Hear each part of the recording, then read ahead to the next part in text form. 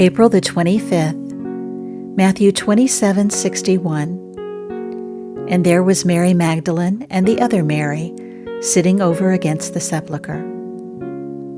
How strangely stupid is grief! It neither learns nor knows, nor wishes to learn or know. When the sorrowing sisters sat over against the door of God's sepulchre, did they see the 2,000 years that have passed triumphing away? Did they see anything but this? Our Christ is gone. Your Christ and my Christ came from their loss. Myriad mourning hearts have had resurrection in the midst of their grief. And yet the sorrowing watchers looked at the seed form of this result and saw nothing. What they regarded as the end of life was the very preparation for coronation, for Christ was silent that he might live again in tenfold power. They saw it not.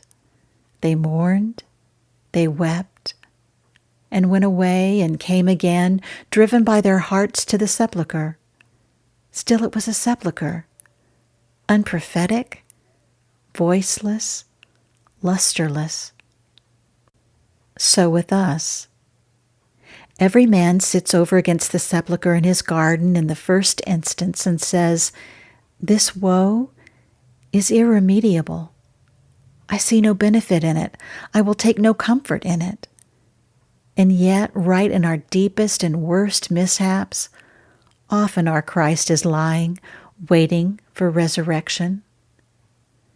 Where our death seems to be, there our Savior is. Where the end of hope is, there is the brightest beginning of fruition. Where the darkness is thickest, there the bright beaming light that never is set is about to emerge. When the whole experience is consummated, then we find that a garden is not disfigured by a sepulchre. Our joys are made better if there be sorrow in the midst of them. And our sorrows are made bright by the joys that God has planted around about them. The flowers may not be pleasing to us. They may not be such as we are fond of plucking, but they are heart flowers, love, hope, faith, joy, peace. These are flowers which are planted around about every grave that is sunk in the Christian heart.